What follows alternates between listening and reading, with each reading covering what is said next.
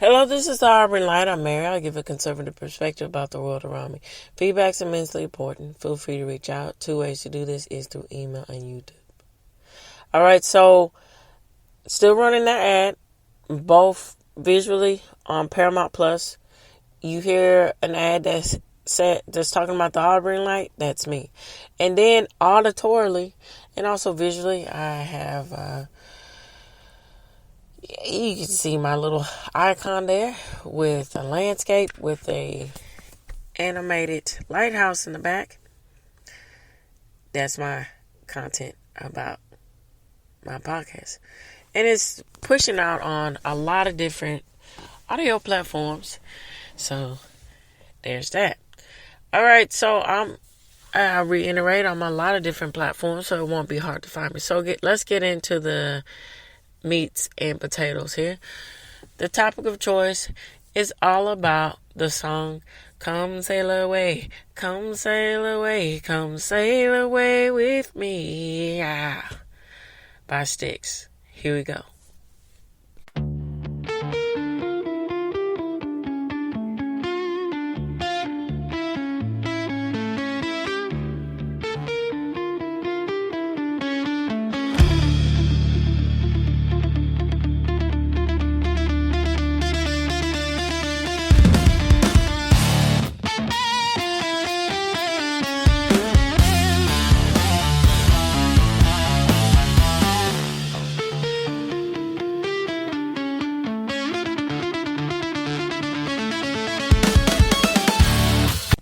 Alright, so I'm going to give some commentary before I get into the facts about the song Come Sail Away With Me. Alright, so Styx was one of those bands, that is really interesting and changed the idea of for the most part, I think, it's kind of common to see this. I mean, people have their various opinions, but, it's just like a green thumb. It sticks out. So Styx was one of those bands like Rush, and you could say Pink Floyd, maybe. It's a laundry list of bands here, but anyway, changing the idea of rock and the way it can be presented. So what do I mean by this? So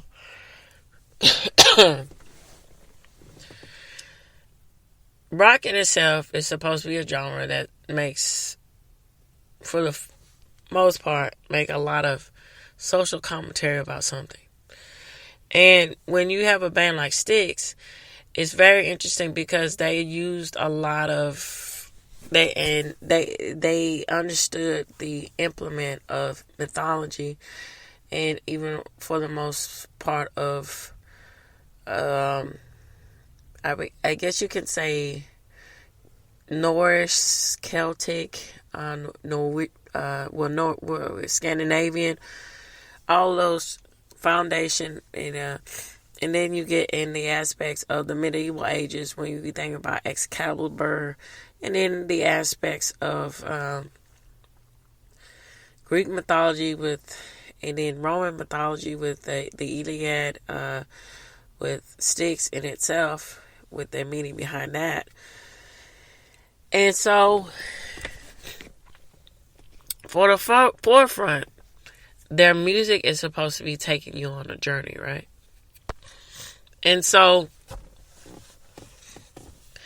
rock music in itself, and then music in general, is quite interesting because a lot of times the interpretation can be misconstrued. For instance, really good examples of this is, I'm going to get into talking about the song that Styx made, Domo Arigato, right? So, it was all this thing, and all along the lines of the one song, I'm Turning Japanese, right? And so they were making this overwash commentary. Oh, yeah, this song is dirty. It's about this or da da da. Pleasuring yourself with the aspects of turning Japanese, when in reality, it was all about a man falling in love with a Japanese woman, and doing his best to try to understand the culture, assimilating to the culture so he can win her over and, all of this, because that's what you do. That's how it is in the Japanese culture. It's very traditional. So, with the outsider coming in, with the family, you have to win over the family, and then you have to make sure it's understood that you appreciate and understand the culture, to the most part. And that's what it is. So that wipes away the aspects of the song. Going on to turning, Domo Arigato, Mr. Roboto, right? Saying, hey man, hey, that Styx, that's a song. They're just doing stuff and just being stereotypical about Japanese culture. When it wasn't anything like that, right? It was about them, trying to, in the midst of being cathartic in the aspects of explaining about their going about this thing of trying to the process of songwriting, and then them hearing all this different music at the time, and then going through the scales and all of that. But I mean, it's just one of those things where, okay, don't try to go deeper. Don't try to, generalize stuff, right? I mean, sometimes, quite, and then you can't fight against nature too. That's one of those same fine line things, most things it's okay, when you get in the aspects of nature and survival and processing things like that. You shouldn't really fight against nature. When you see an object, maybe it's this. Or when that primitive aspect. Okay, yeah, that's a given. I give you that. But when things are, more complex and it's beyond that, okay.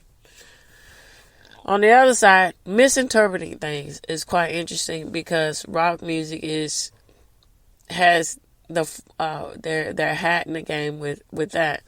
So two really good examples, I think, is The Police, I'll Be Watching You, and Third Eye Blind, Semi-Charmed Life.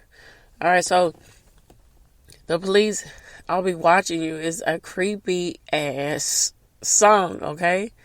Because it's all about the position of somebody. It's not in any way romantic. And then even Sting, he said he doesn't understand why people play this song at weddings and so forth and misinterpreting the meaning behind it. And he was going on to say that when he had wrote that song at the time, he was going through a really bad divorce, and this whole thing about how his ex-wife was viewing him, and he was working out a lot of issues. And Semi-Charmed Life, it goes on along the same lines as Outkast with Hey Y'all, right? So what do I mean by these things? So with Semi-Charmed Life, the lead singer from Third Eye Blind, he was writing on the idea and the frustration about that, how a lot of times in mainstream culture, and then, when you get in the aspects of pop culture and everything, or you get in the aspects of pop music and other things, people don't really pay attention to the lyrics. So he said, okay, let's put some fire on the flame here. And he made a very vulgar song, and he said, and he was it's all this thing and laughing about it. If I make a catchy beat, nobody really pay attention to what I'm actually saying. And this goes on the same line of Outkast, Hey Y'all, because they understood that too, and they were playing with their idea. So, when you hear that song, it's very upbeat, right? But in actuality, it's not. It's about love and loss, right? And trying to figure out the aspects of keeping a relationship together when, you don't really have... You have some examples, but not enough to, go off of. And then when in actuality, it's quite interesting because there's different artists on YouTube that have renditions about what it actually should sound like, and that song is actually should sound very soulful, R&B, maybe jazzy, right? To innate and evoke the emotion behind the song. So with this said, okay, I'm going to get in the aspects of facts about the song Come Sail Away With Me. Okay. And like I say with my whole spiel all the time, you get the sources of what I'm reading. So you can check it out if you want to, understand or more, find out more. And then if you want to cite my sources or check my sources, it's there for you. All right, so I'm going to read from two sources, American Songwriter and then Song Facts. All right, so let's start out with American Songwriter. All right, it says the title is The Story and the Meaning Behind Come Sail Away With Me. All right, so this was originally written in October 12th of 2024 by Jim Bev Gelba. Sorry for the pronunciation. Sorry, Jim. Yeah, I did my best there. All right, so the scene is set to Come Sail Away With Me, the 1977 hit single from the band Styx. And the sudden change of pace says a lot about the innovativeness of both the song and the band that they put this together. So here is the story and the meaning behind this beloved classic rock staple. So believing in the illusion. When they were at their peak, Styx could throw a wide variety of pitches at their listeners. And then this is quite interesting because they're saying about the aspects of how at the time. And that's what was really interesting about rock in the 70s, right? Because you have this big arena rock bands, like Led Zeppelin, like... I'm trying to think. Oh, jeez. You could say Fleetwood Mac. You could say, well, of course, the Rolling Stones, the Who, and so forth. Oh, Heart, Now, these bands were, specifically, about the up in the ante of being... very verbose, very performance, that's a made up word, performing, heavy hitting, flashing pants, sort of, but they had a lot of substance behind it. And then even Chicago, but Chicago, the band, and then these guys are from Chicago. The Chicago band is another rock band that really, over the years, changed their element in what can be understood about rock in itself. Okay, so with that said, let's get on to some more facts about it. So it says the rock quintet came out of an era of prog rock, so they could do the whole song suit thing. They also developed into thundering rocks, especially once Tommy Shaw joined the band and join James Young and give them a twin guitar approach. Now, on top of that, they had a songwriter in Dennis DeYoung with the knack of a heartfelt balladry. So, in fact, it was one of those ballads, lady, that helped Styx move from being a regional act into more of a mainstream powerhouse. But even that transformation took a while. Alright, so the albums they released in the immediately after Lady didn't quite capture that lightning in the bottle that they were looking for. So, at least commercially. That left the band a bit frustrated, and frustrations that led into the songwriting to conceptualize the lean of their 1977 album, The Grand Illusion, especially the first single, Come Sail Away With Me. Now, the band took a trip to Hawaii, and as the seed from which Come Sail Away With Me sprung about.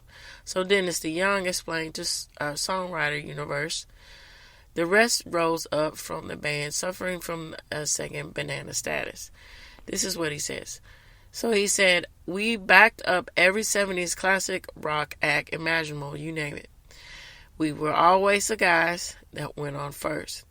And we would stand backstage sometimes and look at all the equipment, the headliners and so forth, and the nice buses and everything.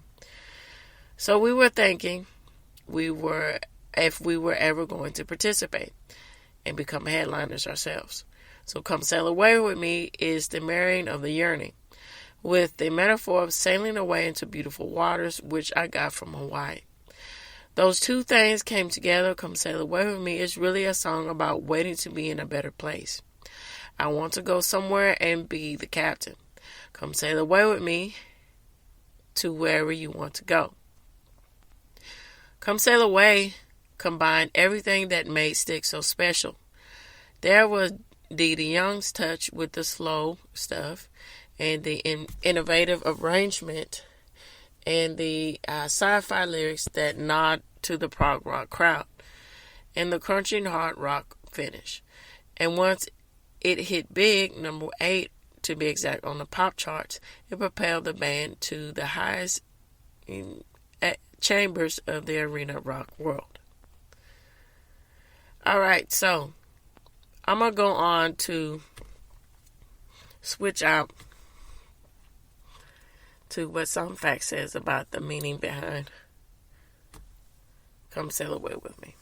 Alright, so here we go.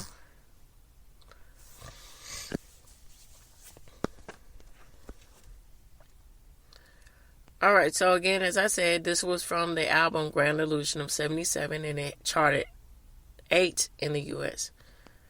Alright, so let's go on to hear what Song Facts has to say. So, written and sung by Styx keyboard player Dennis DeYoung, this song is about following your dreams by embarking on a journey into the unknown. In the second verse, he misses out on the pot of gold, but continues to carry on. The song is a personal one for Dee DeYoung, who wrote it about struggling to break through to the next level with Styx. So, released as the first single from the Grand Illusion, Come Sail Away helped get to the next level. Alright, so, at the end of the song, the journeyman is visited by aliens who, at first, he thinks are angels.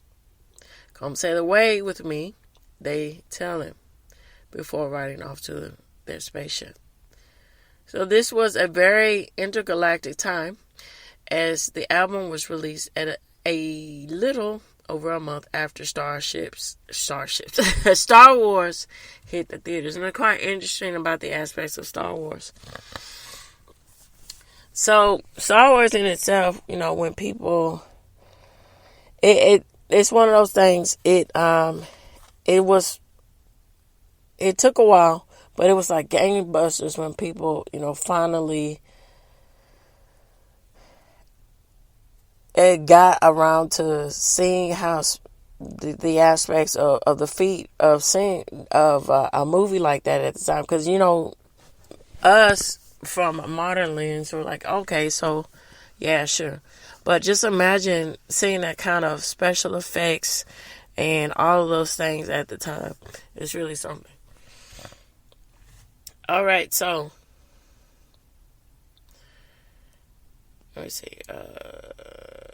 All right, so it says in a 2020 Song Facts interview with Dennis DeYoung, he talked about the meaning behind the song "Come Sail Away With Me." He says that "Come Sail Away With Me" is a song about yearning to be in a better place. He says, so how do you get there? You go on a boat, on a ship, angels waving their wings as you ascend to heaven with them. Is there something going on? A starship to the stars? Are they aliens? Is it Captain Kirk? You tell me. So running 6 minutes and 5 seconds, in the album version, the song plays like a ballad for the first 2 minutes and 20 seconds. Then kicks in the big guitars and chorus. It's quite a transition and one that quickly brought couples apart on the dance floor. So in the first episode of the first and sadly only season of, which is, I would say that too, because to add on to what this writer is saying about Freaks and Geeks, that series. So I remember when that series premiered, I was about in the 5th grade or something. And I think it was one of those things where, if I'm not mistaken, I think it was originally aired on NBC. So I think it was in one of those time slots that it kind of got faded out because there was so much going on at the time, especially when you think about must-see TV at the time. When you get into, it was still at its height. So, that show was competing with so many other things. And so it's one of those things that it got revival and more attention after the fact because of a cult following. And then Judd Apatow, I don't know, he, some of his stuff is fine, but I think he just went left field when he, with the whole thing with girls, because he was a part of that show, like a writer or something, and so forth.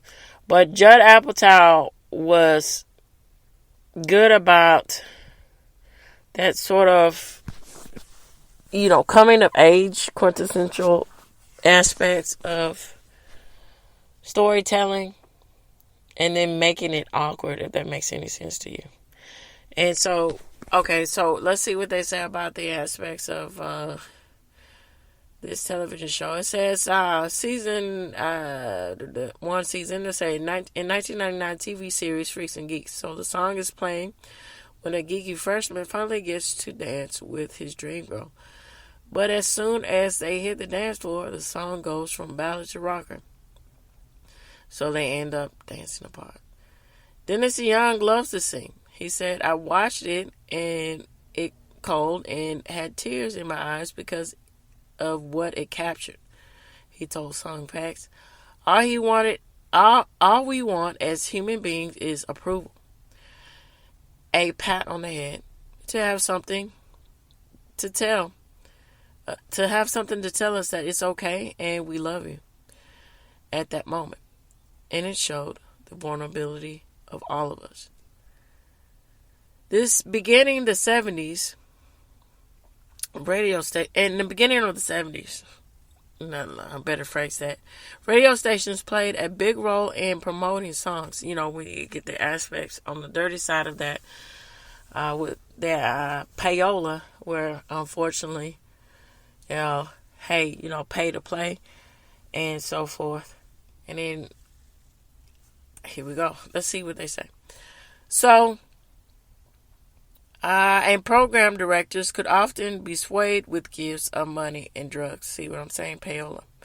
As payola was, of course, illegal, but that didn't stop Styx guitarist Tommy Shaw and the band's promo man Jim Collin from traveling to many of the stations with bags of, unfortunately, being very honest about this, and that's the seedy side, which unfortunately happens in the music world. So, here we go. This is the,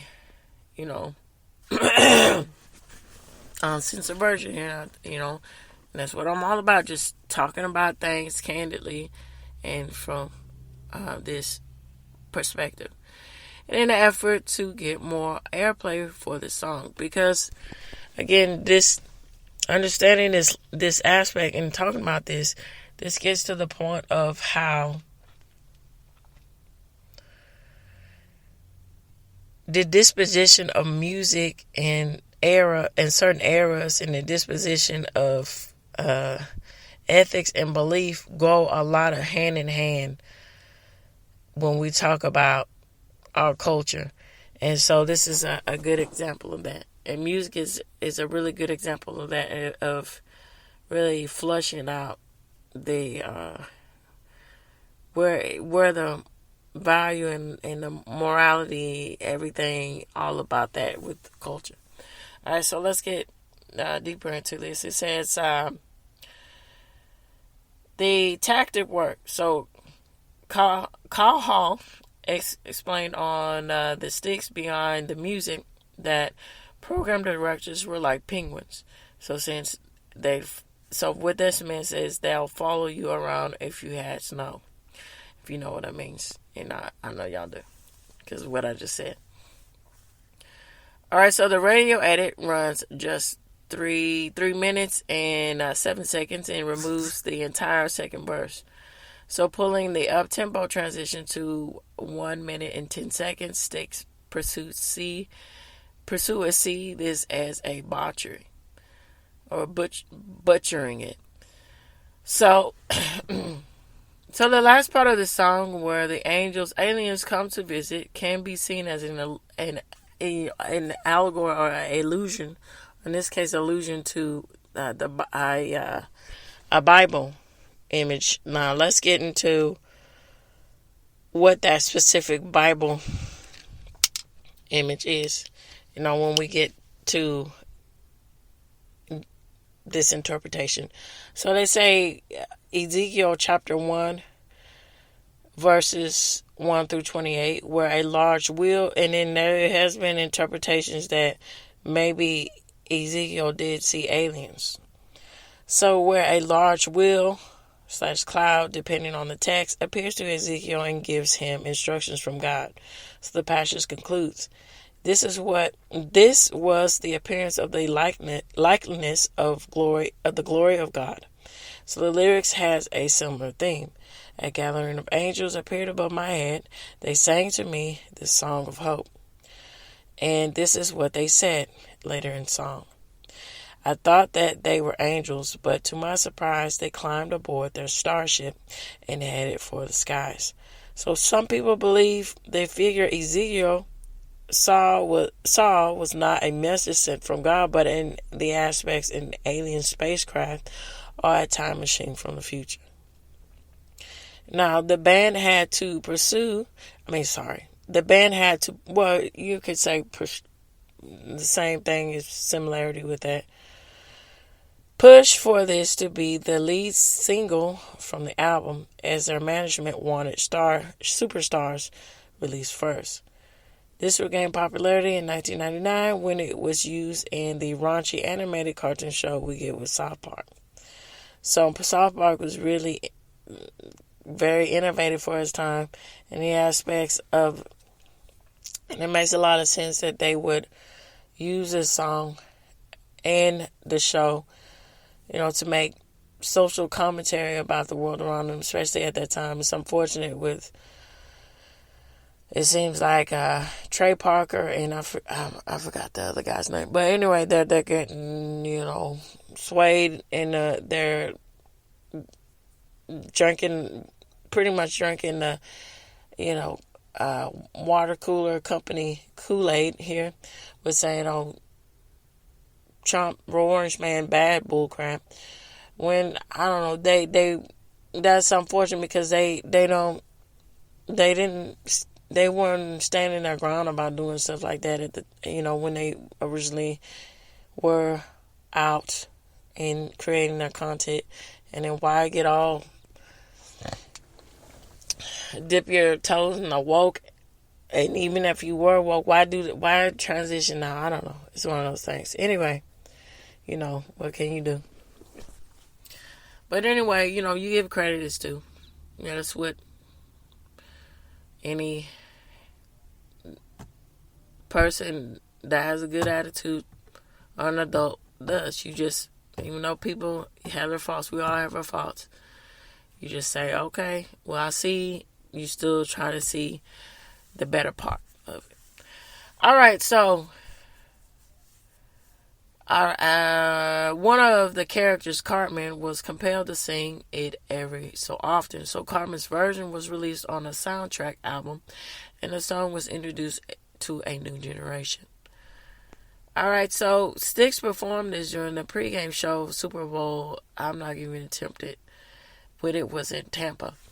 I'm not very good with Roman. I learned it a little bit, but they're Roman numerals.